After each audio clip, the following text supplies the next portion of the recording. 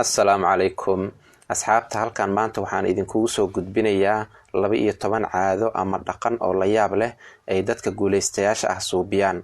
qodob baan u dul istaagi doonaa ka faa'iideysi wacan. Nambarka 1, waqti hore ayay soo kacaan. Guuleystayaasha dhami waxaa caado ama dhaqan u ah in waqti hore ay soo toosaan 5 subaxnimo ama 6 subaxnimo meelahaas, waqti dadka badankood ay jiifaan. taas ayaa tusaale nool u ah xigmada ah dadaalaa wuu gaaraa. caadiyan si aad waqti hore usoo kacdo waa inaad waqti fiican seexataa. waan dareemi karaa nolosha iskuma dheelitirna, marka hore way kugu adkaan kartaa, laakiin ogow wax walbo lagu celceliyo waxa ay ka mid noqdaan caadooyinka.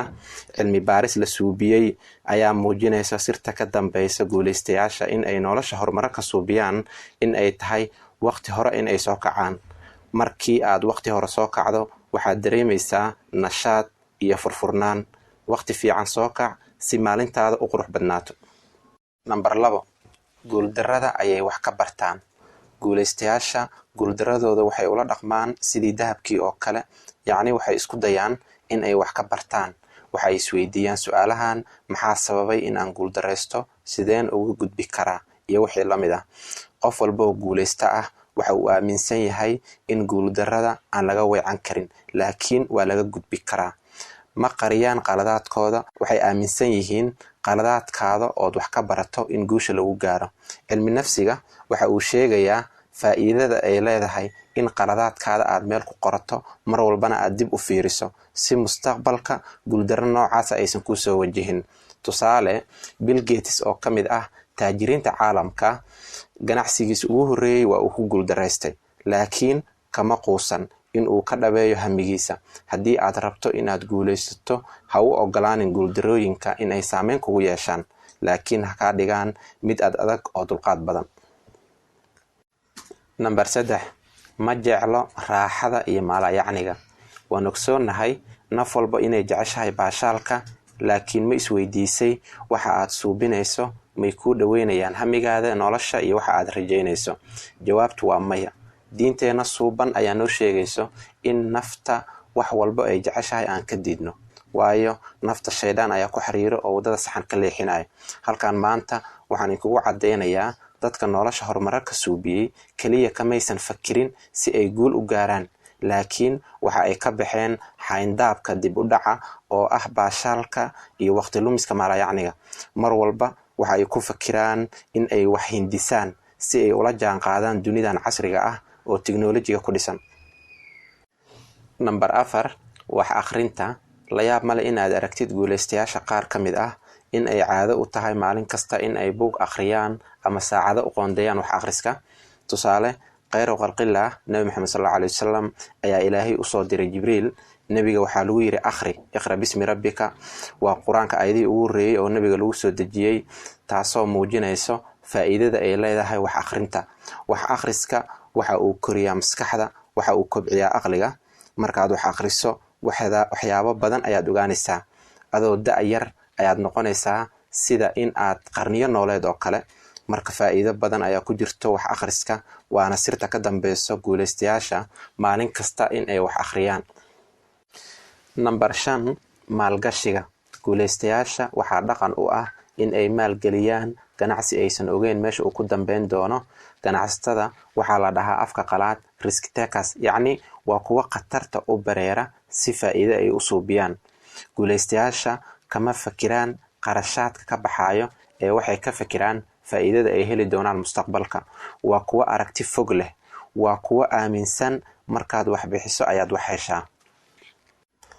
Nambar 6, juhdi iyo dadaal.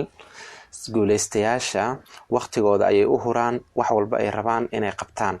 Soomaalida waxay dhahaan niman shaqaysan shahwa ka xaaraan, taasoo micnaheedu tahay ku dadaal wax walbood rabtid si aad u hesho.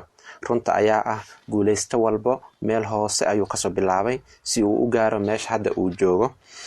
muxuu wada qodxa badan soo maray, laakiin waxa uu kaashaday maskaxdiisa, aqligiisa iyo awoodiisa asagoo aaminsan inuu gaari doono higsigiisa. waxa uu qaalisan nolosha ood haysato waa waqtiga. waqtigaada waa inaad kulmisaa wax ku anfacaya adduun iyo aakhiraba. Nambar 7, curyaal. hal abuurku inkastuu yahay hibooyin eebba ku manaysay dadka qaar, laakiin ogow wax walba waa macquul haddaad isku daydid. Guulaystayaasha wax ayay qoraan, wax curin iyo hal abuurnimo ayay suubiyaan. Waqti ayay la qaataan nafsadooda si ay maankooda u maalaan. Haddaad is leedahay hal abuur ma ihi, isku day in aad wax un qorto.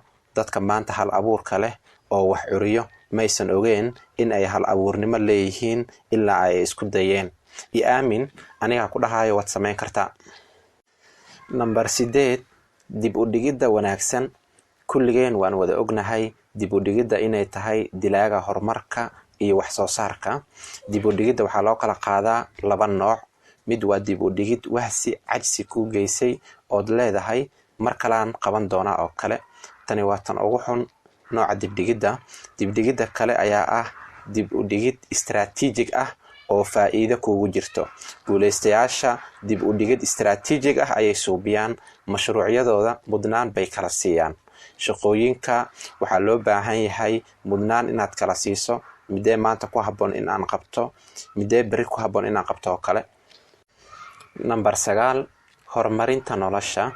Dadka nolosha horumarar ka suubiyey mar walba waxa ay raadiyaan noloshooda si ay kusii horumarin lahaayeen. Dunidan ma jiro qof 100% ah, laakiin guulaystayaasha maalin walba waxay isku dayaan in sidii shalay ay kasii wanaagsanaadaan. Guulaystayaasha waa sidii anaga oo kale, qaladaad bay suubiyaan, meel hoose ayay wax kasoo bilaabeen, balse waxay aaminsan yihiin wax walbo ku dhaco inay cashir ka baranayaan. Number 10, xiriirinta. Xiriirka waa wax ka dhaxeeyo 2 qof iyo wixii ka badan. Guulaystayaasha waa dad saameyn leh. Waxay xiriir wanaagsan la samaystaan shaqaalahooda, asxaabtooda iyo ganacsatada dhigooda ah. Waxay asxaab la noqdaan dad ay u maleynayaan inay wax kusoo kordhin karaan oo nolosha isla jaan qaadi karaan. Markasta waa arrin wanaagsan in aad xiriir wanaagsan la yeelato dad ku anfici karo oo noloshaada wax kusoo kordhin karo. Number 11, jimicsi. Guulaystayaasha waxaa caado u ah maalin kasta in ay exercise suubiyaan, ay soo aalamiitayaan ama jimicsi suubiyaan. Jimicsiga ama exercise-ka faa'iido badan ayuu leeyahay. Maalintaad jimicsi suubiso way kaaga duwan tahay maalmaha kale. Fresh ayaa dareemaysaa, firfircooni ayaa dareemaysaa, jadwalkaada noloshana wuu hagaagayaa. Mar kasta jimicsiga caafimaad ayaa laga qaadaa, waana arrin wanaagsan in caado ay ku noqoto maalin kasta inaad jimicsi suubiso. Numberka ugu dambeeya 12aad waxaa weeyo isdhiirigelinta. Guulaystayaasha si maalinlaha ayay isku dhiirigeliyaan. Maalin kasta ugu yaraan 20 daqiiqo ayay waqti la qaataan nafsadooda. Jawi degan intay abuurtaan ayay isdhiirigeliyaan maalin kasta. Nolosha waxaa ku gadaaman caqabado, marka waa inaad isdhiirigelisaa maalin walbo si maalintaada u qurux badnaato. Maanta halkaas waxaa noogu eg 12 caado ama dhaqan ay guulaystayaasha leeyihiin. Waad ku mahadsantahay daawashada muuqaalka. Fadlan haddaa kanaalkan ku cusub tahay kusoo biir, subscribe saar, like, share. mahadsanidin.